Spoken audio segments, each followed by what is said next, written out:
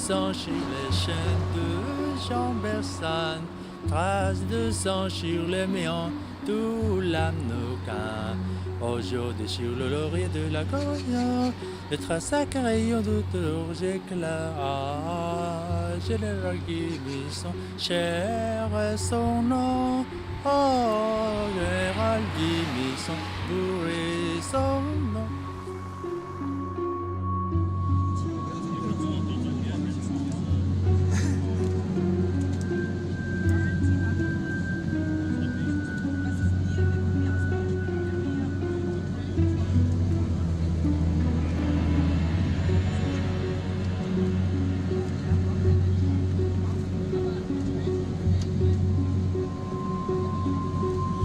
Ce n'est pas un voyage comme les autres. Après plusieurs mois de tractations avec les autorités nord-coréennes à Paris, nous avons obtenu un visa pour Pyongyang. Dès notre arrivée, le ton est donné. Séance de photos obligatoire. Les journalistes sont sous étroite surveillance. Se rendre en Corée du Nord, c'est accepter la présence 24 heures sur 24 de guides garants de la bonne image du pays. Il faut respecter la loi. On ne permet pas la sortie des journalistes français. Notre État, la Corée, n'est pas les Français. Pourquoi? Parce qu'ils ont participé aux manœuvres anti-nord-coréennes. Il n'y a jamais eu de manœuvre française contre la Corée du Nord. Mais à Pyongyang, l'étranger est potentiellement un ennemi qu'il faut surveiller de près. Chaque guide a pour tâche d'encadrer le visiteur et de relayer la propagande du régime. Même officiels, les guides nord-coréens ne peuvent pas être filmés. Lors de notre séjour, nous allons être confinés dans cet hôtel de Pyongyang, sans aucune possibilité de sortir librement dans la ville. Ah, Monsieur Han, qu'est-ce qu'on fait? Et maintenant, Oui. on se promène. Où ça? Ici, à l'hôtel. Dans l'hôtel. Mais peut-être qu'on peut sortir en ville. Non.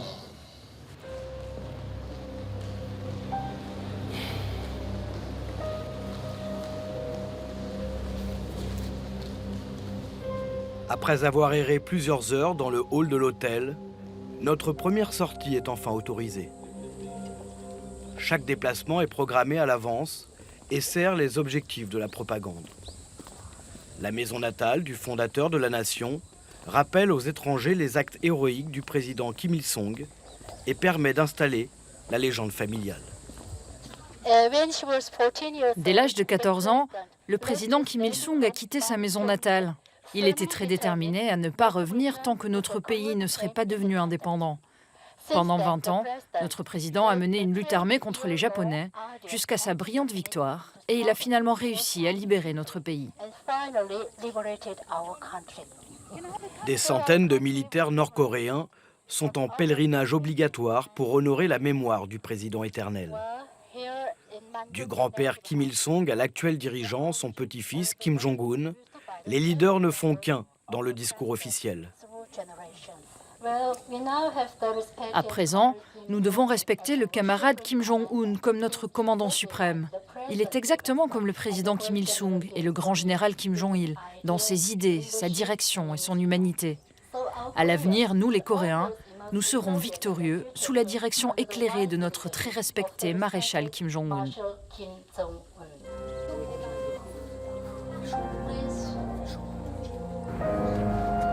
Nous avons été autorisés à nous rendre à Pyongyang pour filmer les nouvelles infrastructures de la capitale.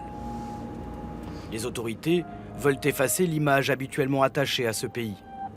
Régime totalitaire, dynastie familiale et brutale répression. Cet hôpital flambant neuf est un moyen de communication idéal pour le régime. Le 3 novembre dernier, le maréchal Kim Jong-un est venu visiter notre hôpital. Il était très content. Il a dit qu'il avait l'impression de rentrer dans un palais.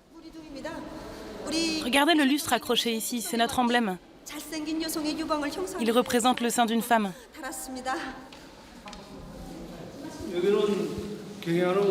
Voici la chambre qui a été visitée par notre vénéré maréchal Kim Jong-un le 3 novembre 2012. Entrez.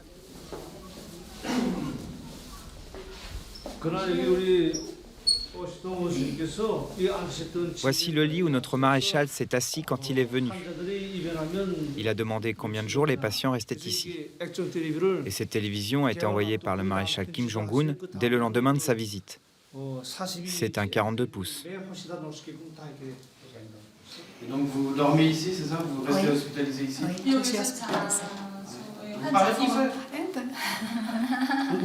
On a de la chance, on rencontre une patiente et elle parle français. Vous allez rester combien de temps ici encore? Une semaine. Ça sera suffisant, je pense. Sous son costume de malade, cette patiente maîtrise son jeu. Dans cette pièce de théâtre, la mise en scène est bien huilée.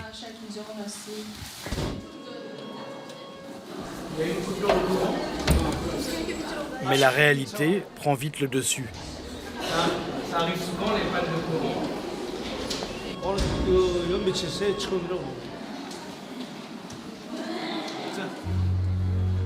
Face à ce genre d'événement, le personnel de l'hôpital reste impassible. Rien ne doit ternir l'image de leur pays et de leurs dirigeants.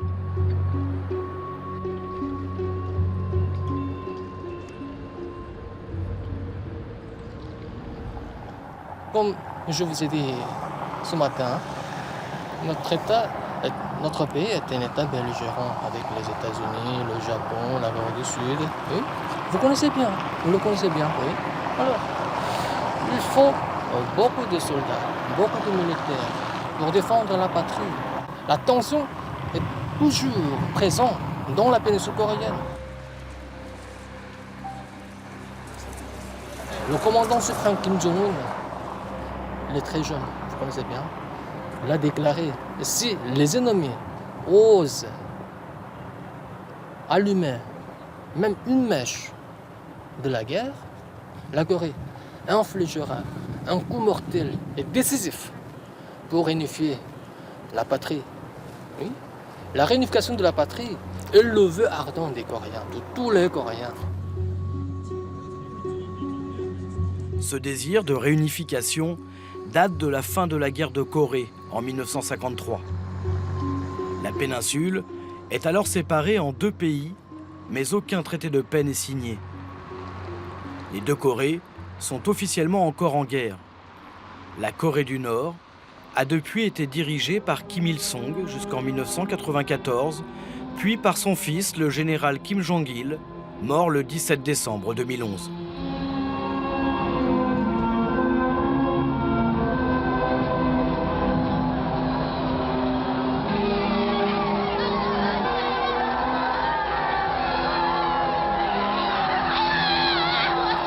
Kim Jong-un, fils du défunt Kim Jong-il, est désormais au pouvoir depuis 3 ans. Morts ou vivants, les Kim continuent de régner sur les 24 millions de Nord-Coréens.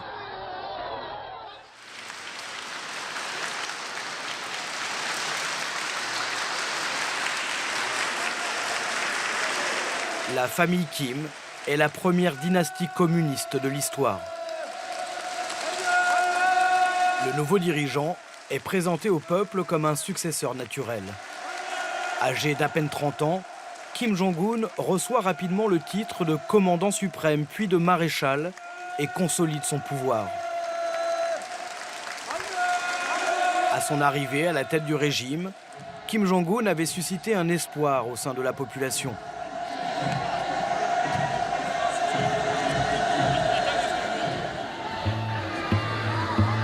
Plus moderne que son père, il inaugure des parcs d'attractions et apparaît en compagnie de sa femme à chacune de ses sorties publiques.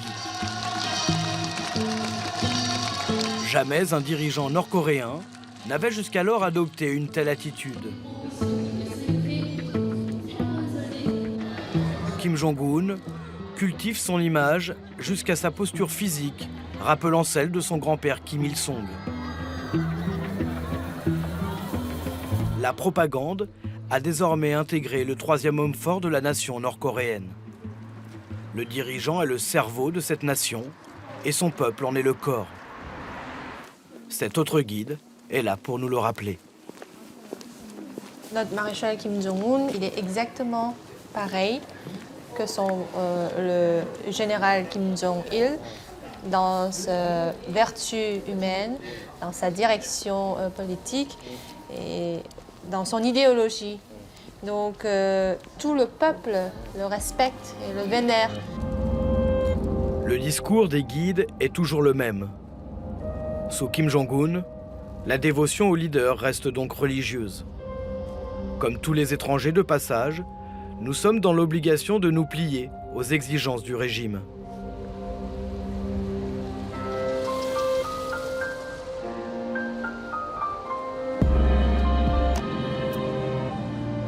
Avant de les considérer comme des leaders ou des chefs d'État, nous, chez nous, on les considère comme nos pères de notre famille. Que ce soit des petits ou que ce soit des personnes très âgées, que ce soit des hommes, que ce soit des femmes, toute la nation coréenne les considère comme nos pères. En 3 ans de pouvoir absolu, comme son père et son grand-père, le maréchal Kim Jong-un s'est fait une place jusque dans l'intimité des familles. Cette scientifique à la retraite et sa petite-fille servent de faire valoir au régime.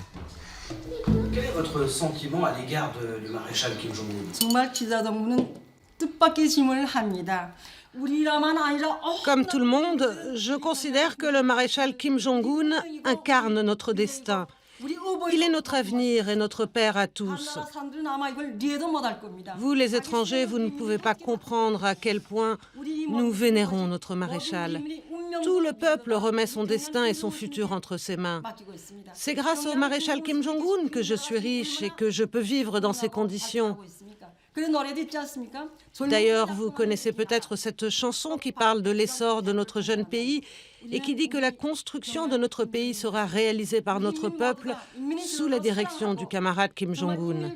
Grâce à lui, notre avenir sera brillant et le socialisme triomphera. 꼭 승리한다고 생각하고 있습니다. 이 한밤 하자.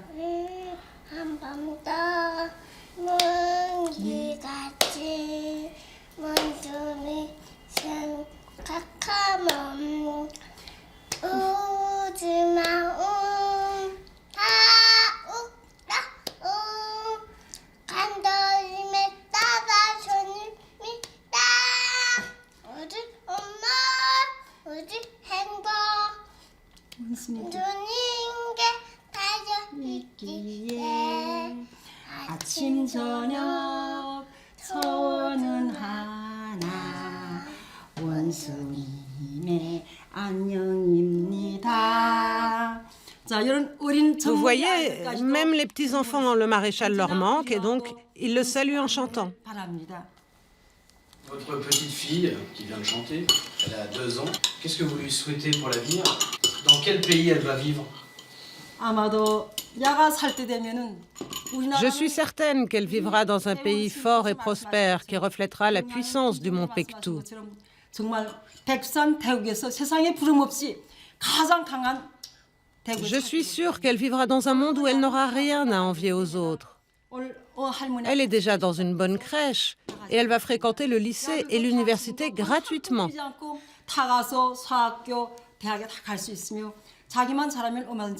Nous espérons qu'elle deviendra une scientifique, comme son grand-père. Et nous voulons qu'elle contribue au développement de notre pays, aux sciences et aux technologies, sous la direction de notre maréchal Kim Jong-un.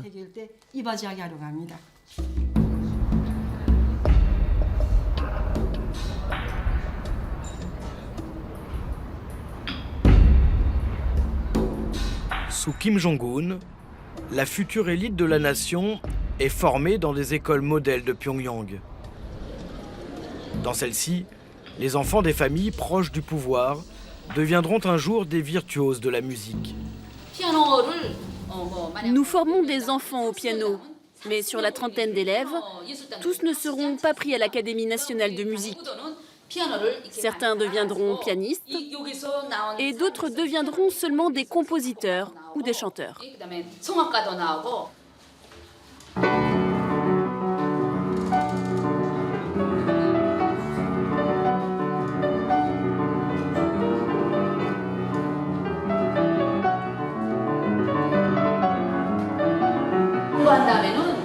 Dans notre maternelle, ces étoiles rouges sont des récompenses données aux enfants s'ils travaillent bien. Quand ils voient ces étoiles, ça leur donne envie de s'enrôler dans notre armée.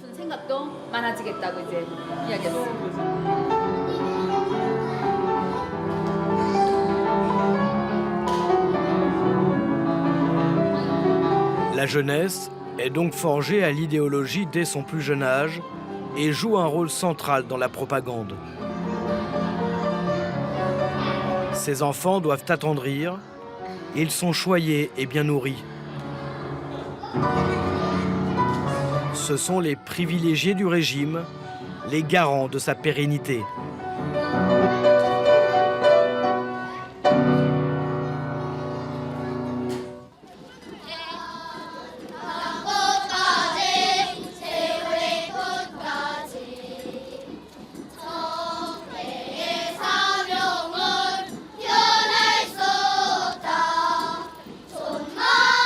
De la maternelle à l'université, le culte du leader semble sans faille.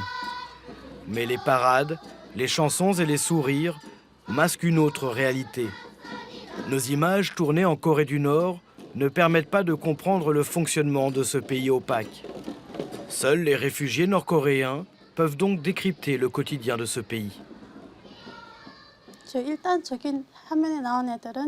Ce qu'on voit sur vos images, ce sont des élèves qui ont le même niveau scolaire. Ceux qui guident les parades dans les rues de Pyongyang sont préparés psychologiquement pendant toute leur scolarité. Et en général, ils ont des facilités matérielles grâce à la situation de leurs parents. Car c'est un privilège de mener des parades comme celle-là dans les rues de la capitale.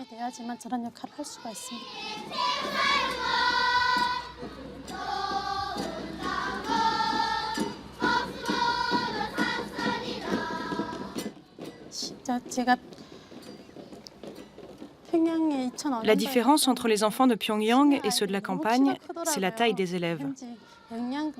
Dans la capitale, ils sont bien plus grands au même âge qu'à la campagne. Cette différence est due au manque de protéines.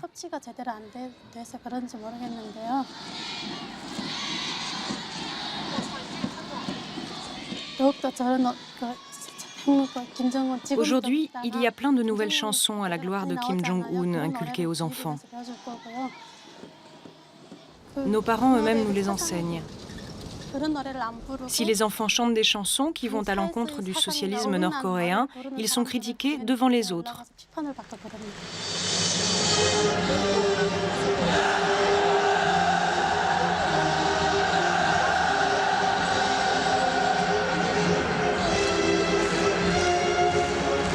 L'encadrement de la jeunesse est la priorité absolue. Au cœur de cet enseignement figure un patriotisme exacerbé.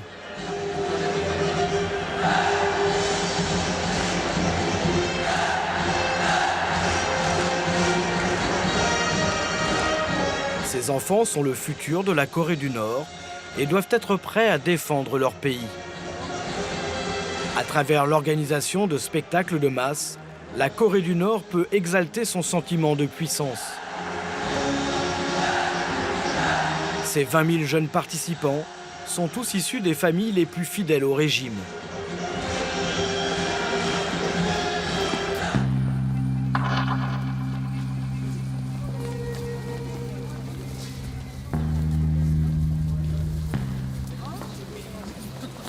À Pyongyang, cette population constitue dans le vocabulaire du régime les masses du noyau central. Des étudiants, des enseignants ou des militaires haut gradés à la loyauté irréprochable. Ces hommes et ces femmes issus de l'élite de la capitale sont les seuls accessibles aux étrangers. C'est le cas de la famille Park, un couple de professeurs d'université choisis par nos guides. En récompense pour son comportement exemplaire, la famille Park a pu emménager dans cet immeuble. Je suis encore ému en vous en parlant. Avant, nous habitions sur la colline de Mansudong, là où se trouvent les 2 statues de nos dirigeants, dans un immeuble au 15e étage. Nous avons obtenu cet appartement le 2 juillet 2012. on a reçu la visite de notre maréchal Kim Jong-un le 4 septembre 2012. Et il a visité chaque pièce jusqu'à la salle de bain. Il a alors ouvert le robinet devant nous et l'eau coulait bien. Il était donc très satisfait.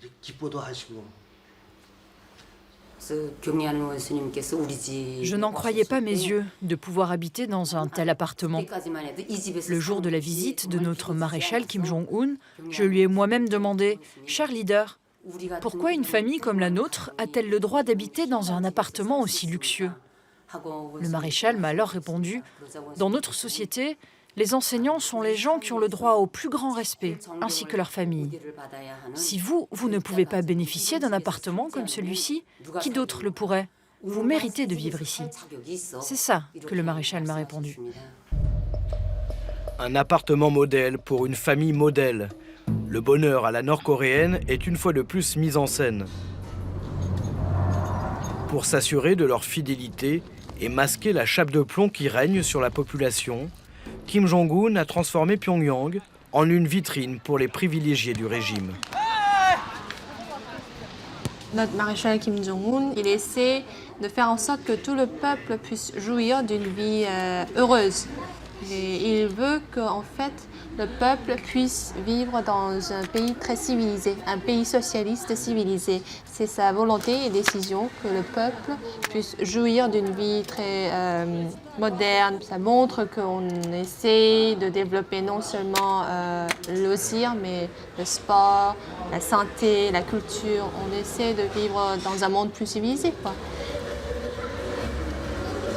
Le despote Kim Jong-un a décrété que les Nord-Coréens devaient s'amuser.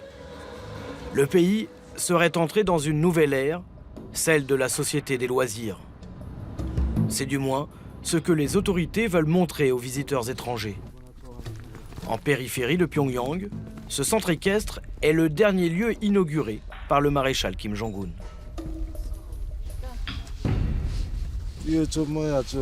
Ce centre équestre a été conçu pour accueillir tout le peuple, des ouvriers, des employés, des paysans, des personnes âgées et même des petits-enfants. Rien n'est laissé au hasard, il n'y a pas de place pour l'improvisation. Je suis en route là. Ils veulent voir le manège. Alors dépêche-toi de tout préparer et préviens les autres. Parce que là on arrive. Le cheval est le symbole de la puissance de la Corée du Nord. À en croire les Nord-Coréens, la famille Kim serait une dynastie de cavaliers. La légende autour du leader suprême continue.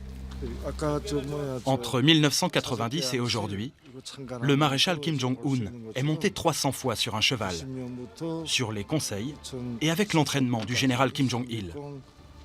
Il a fait beaucoup d'efforts pour y parvenir. Pour devenir un bon cavalier, il a étudié et lu beaucoup de livres qui lui ont permis de maîtriser toutes les techniques de l'équitation.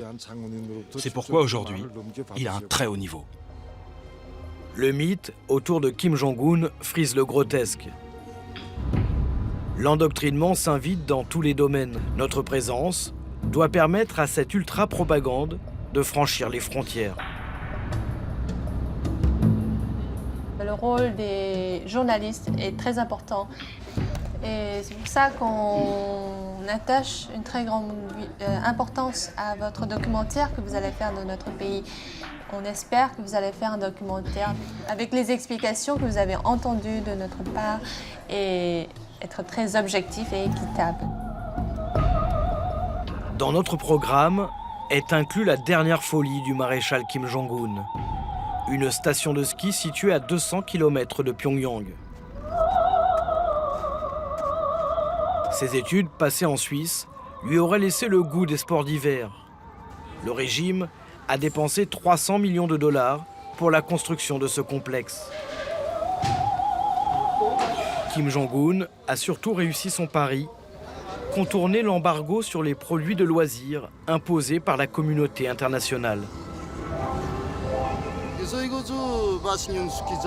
Nous avons 10 pistes de ski à la station de Massik, 9 pour les professionnels et 1 pour les débutants.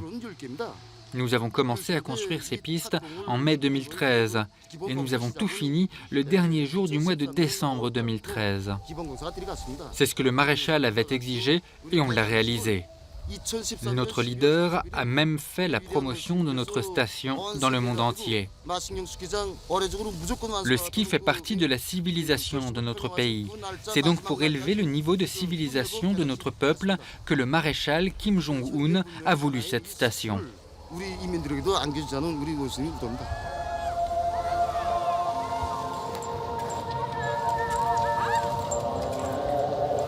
Mais qui donc en Corée du Nord peut s'offrir le luxe de séjourner ici? Personne ne souhaite expliquer les conditions de son séjour.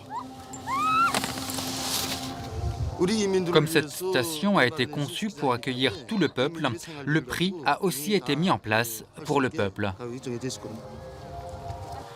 Au pays du socialisme du maréchal Kim Jong-un, la question de l'argent reste un tabou. Seuls 5000 Nord-Coréens auraient aujourd'hui les moyens de profiter de cette station.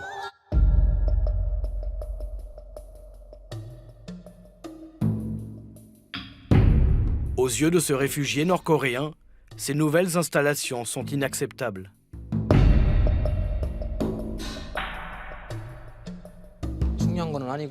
Tout ça est bien ridicule. Les gens meurent de faim, donc toutes ces infrastructures, ce sont pour les gens riches de Pyongyang. Les autres n'en ont rien à faire. La réalité, c'est que les gens souffrent en Corée du Nord.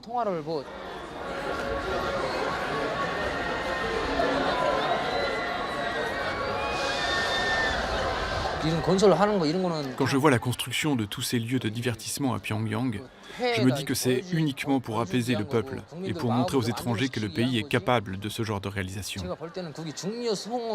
Tout cet argent dépensé pour ces constructions, ils auraient pu le redistribuer au peuple. Là, c'est de l'argent jeté par les fenêtres.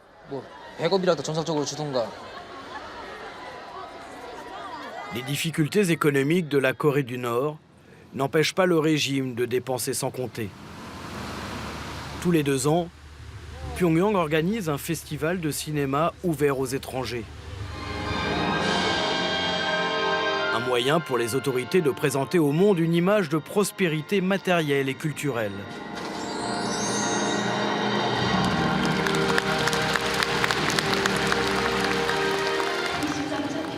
Nous déclarons ouvert le 13e Festival international du film de Pyongyang. Les films et les dessins animés sont bien sûr consensuels. L'ouverture sur l'étranger a ses limites et l'hommage aux dirigeants n'est jamais loin. Cet événement est d'autant plus important qu'il a lieu grâce à l'intérêt et l'amour que porte notre maréchal Kim Jong-un au cinéma. Vous allez voir des films tout à fait nouveaux dans leur forme et leur contenu. Le cinéma nord-coréen occupe une place centrale dans la propagande. Il sert à éduquer avant même de divertir.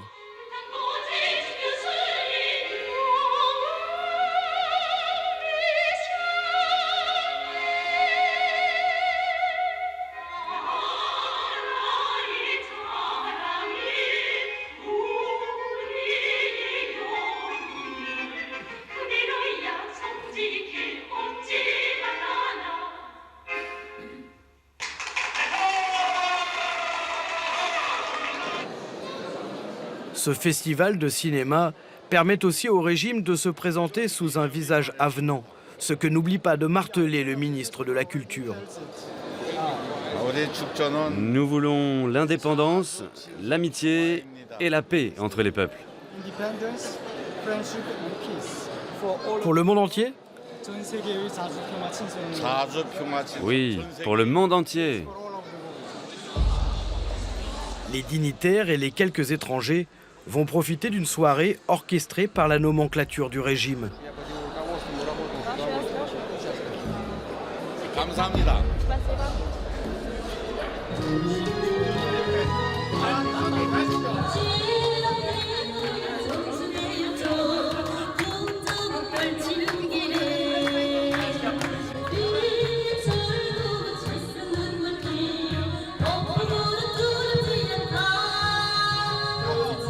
Mais Mais derrière les apparences d'une Corée du Nord souriante et opulente, le régime continue d'encadrer la vie de chaque habitant.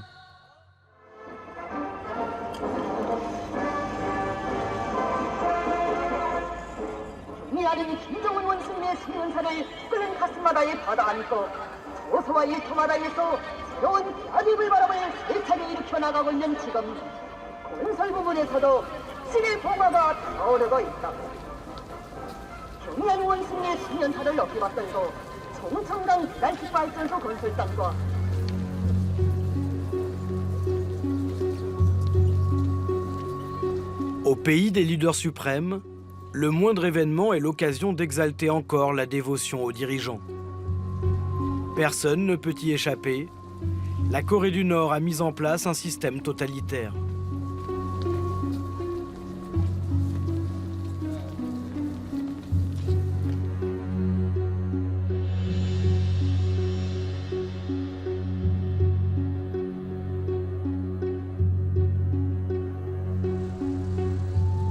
À l'occasion du 60e anniversaire de la fin de la guerre de Corée, la population de Pyongyang est réquisitionnée pour célébrer son armée.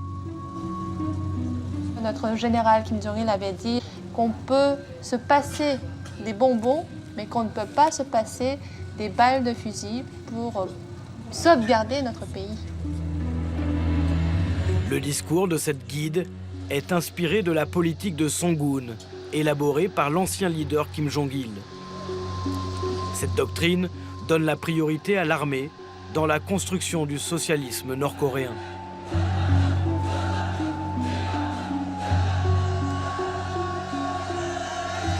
Comme son père, Kim Jong-un perpétue la tradition des grandes parades publiques. Il y met en scène son propre pouvoir et la puissance de la Corée du Nord.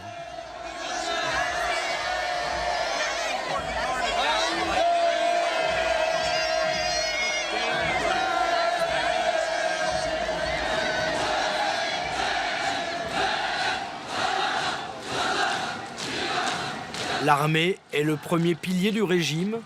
1 million de Nord-Coréens y sont aujourd'hui enrôlés. Un tiers de la population est réserviste.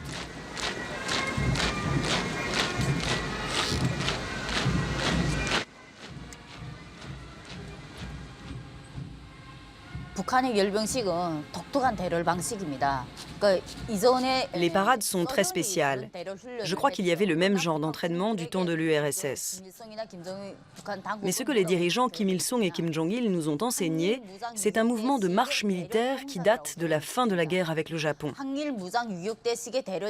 C'est une technique de défilé que Kim Il-sung utilisait déjà lorsqu'il a combattu les Japonais. Ça sert à impressionner l'ennemi. Comme on marche en sautillant et en levant les jambes très haut, l'estomac est malmené. Quand on est à l'entraînement, on nous demande de mettre 2 ceintures de cuir serrées sous l'estomac. Ces 2 ceintures font remonter l'estomac et c'est très douloureux.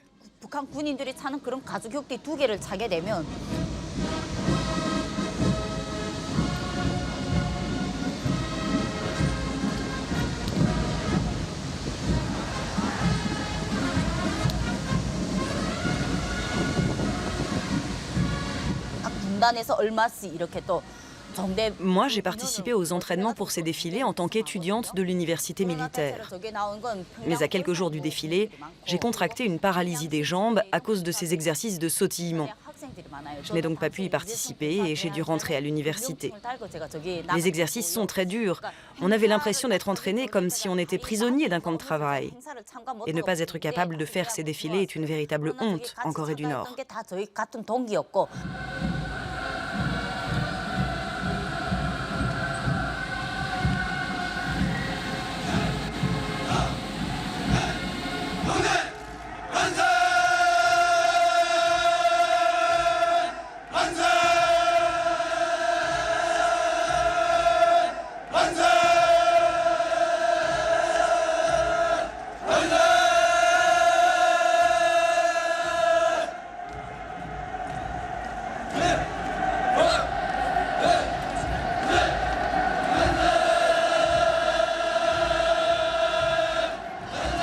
Pour asseoir sa légitimité sur l'armée et le parti, Kim Jong-un s'est inspiré des heures les plus sombres du stalinisme.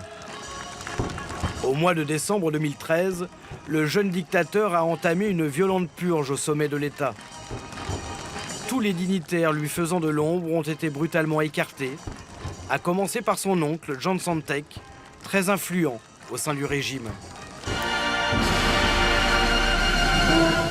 조선민주주의인민공화국 국가안전보위부 특별군사재판소는 피소자 장성택이 적들과 사상적으로 동조하여 우리 공화국의 인민주권을 뒤집을 목적으로 감행한 국가전복 음모 행위가 공화국 형법 제60조에 해당하는 범죄를 구성한다는 것을 확증하였으며 흉악한 정치적 야심과 음모가이며 만고역적인 장성택을 형령의 이름으로 인민의 이름으로 전열히 단죄 기탄하면서 공화국 형법 제60조에 따라 사형에 처하기로 판결하였다.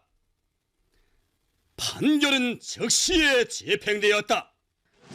Jean Santek sera fusillé pour officiellement avoir fomenté un coup d'État. On le disait surtout trop impliqué dans des activités commerciales avec la Chine. L'espoir d'un assouplissement du régime s'est définitivement éteint. Kim Jong-un s'est affirmé comme un chef de guerre. Ses directives, souvent belliqueuses, sont appliquées à la lettre par les soldats nord-coréens. Après l'installation du régime de Kim Jong-un, l'entraînement est devenu de plus en plus intense.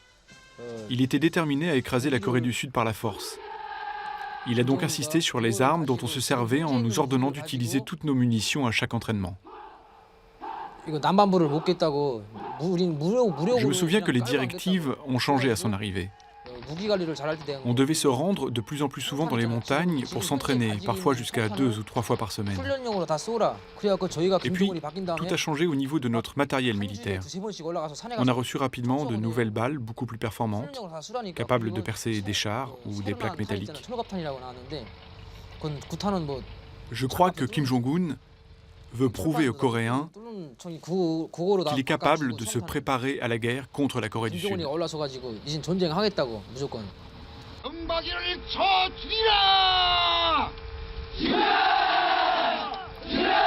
Le maréchal Kim Jong-un défie régulièrement son voisin et ennemi sud-coréen.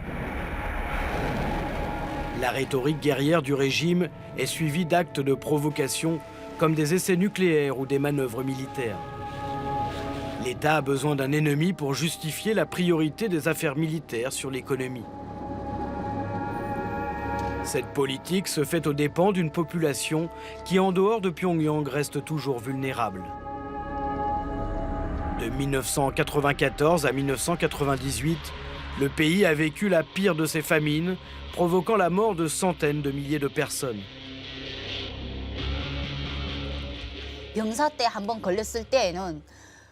À cette époque, j'étais soldat et j'ai eu de graves problèmes de santé.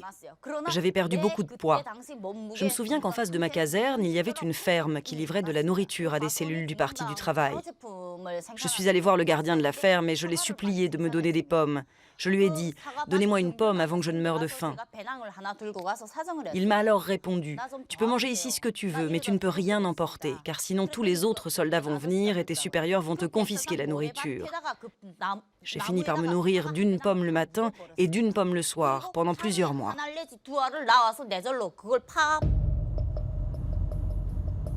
Aujourd'hui, les grandes famines ont disparu, mais le manque de nourriture reste encore l'ennemi numéro 1 du régime. Un tiers de la population du pays souffre de malnutrition et dépend encore du système de distribution publique. L'État achète de la part des paysans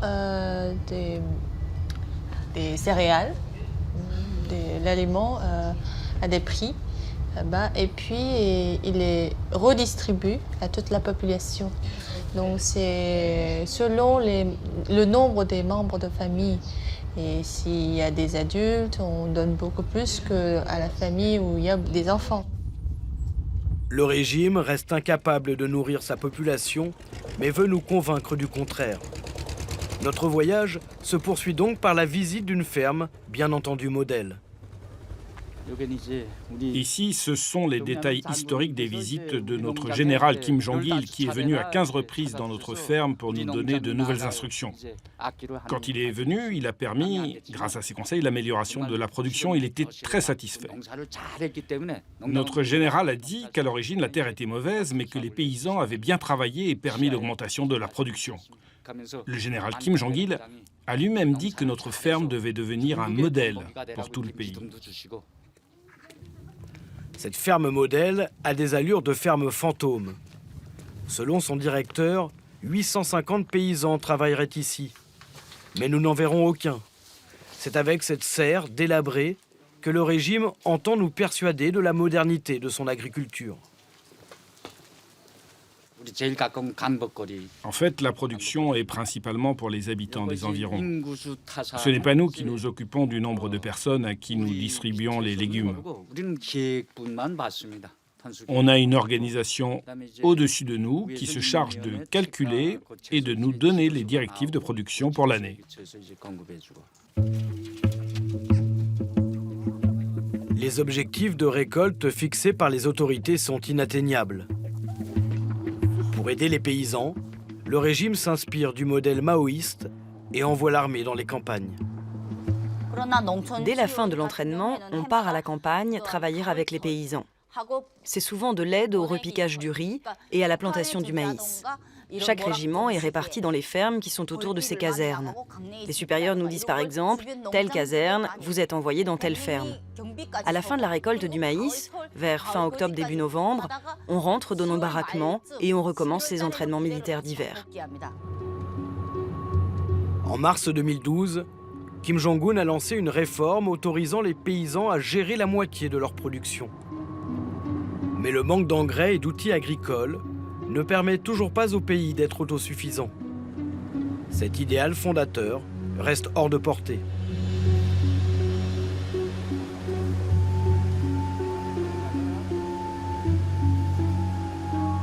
En apparence, le régime continue de défendre un système d'économie planifiée. Mais aujourd'hui, il n'a plus le choix et tolère les activités commerciales privées. On a toujours des difficultés dans le domaine économique.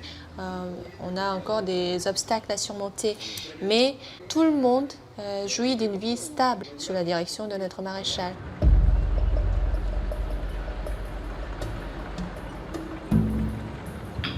Le régime réussit à maintenir cette stabilité en coupant la population du monde extérieur. Seule une poignée de Nord-Coréens parvient à rompre cet isolement en passant par le marché noir.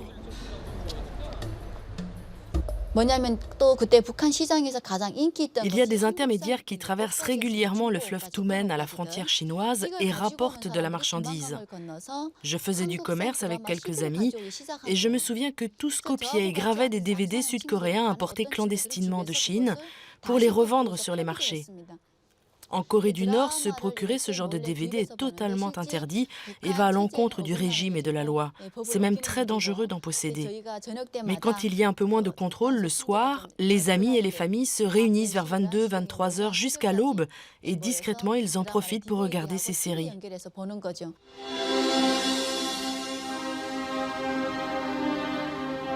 Je me souviens de cette série sud-coréenne très populaire dans laquelle on voyait un casino dans un pays capitaliste. On y voyait des échanges d'argent, c'était très surprenant pour nous. Car en Corée du Nord, la seule chose que l'on voyait à la télévision, c'était les informations sur les dirigeants Kim Il-sung et Kim Jong-il. Et c'est encore comme ça aujourd'hui. Alors que dans ces séries sud-coréennes, j'ai vu des appartements, des penderies remplies de chaussures et de vêtements. En Corée du Nord, le régime vous répète sans cesse que les Sud-Coréens sont très pauvres.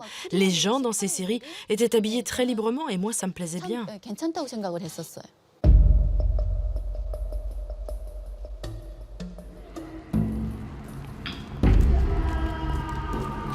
Selon ces réfugiés, la nouvelle élite marchande pourrait déclencher des changements à l'intérieur du pays. Le contrôle de la population s'est donc renforcé depuis l'arrivée au pouvoir de Kim Jong-un. Les Nord-Coréens n'ont aucune possibilité de quitter le pays légalement. Malgré les risques, Beaucoup tentent de franchir clandestinement la frontière avec la Chine. 처음 탈북해서 와서 중국에 있는 브로커를 만나서 거기에서 한 번에 La première fois que j'ai fui la Corée du Nord, j'ai rencontré un intermédiaire en arrivant en Chine et puis j'ai été vendue à un paysan chinois. Quand on est sur le sol chinois, on est considéré comme un clandestin et pas comme un réfugié. J'ai fini par être attrapée et les autorités chinoises m'ont renvoyée en Corée du Nord. J'ai alors fait 1 an en camp de travail. J'ai été frappée pendant 3 jours. Ces premiers jours sont destinés à faire peur et à vous faire avouer vos fautes. Une fois qu'on a avoué, on est envoyé soit en camp de travail, soit en prison. Pendant ces journées de torture, ils m'ont empêché de dormir et m'ont frappé ici à l'œil. 거기에서 일단 자백이 이루어지면 Quand j'étais garde-frontière sur le fleuve Tumen, j'étais chargé d'arrêter les fugitifs. On était postés par groupe de 3 le long de la frontière chinoise. Quand on arrêtait un fugitif, on amenait le prisonnier à notre poste de surveillance. Là, on déclarait l'heure et la date à laquelle on avait attrapé la personne. Ensuite, le fugitif était interrogé par notre chef, puis transféré au département de la sécurité. Si le prisonnier était affamé, on pouvait l'épargner. Sinon, il était envoyé directement en camp de travail ou en prison. Moi, je ne faisais que transmettre ces gens à mes supérieurs. À chaque fugitif attrapé, on recevait des récompenses. J'ai arrêté environ 8 personnes qui tentaient de fuir et de passer le fleuve Tumen pour la Chine. Pour un fugitif capturé, on reçoit une médaille. Si on en capture 5, dans la même année, on est autorisé à rentrer au parti du travail. On nous donne alors des prix et même des congés pour qu'on puisse rentrer chez nous.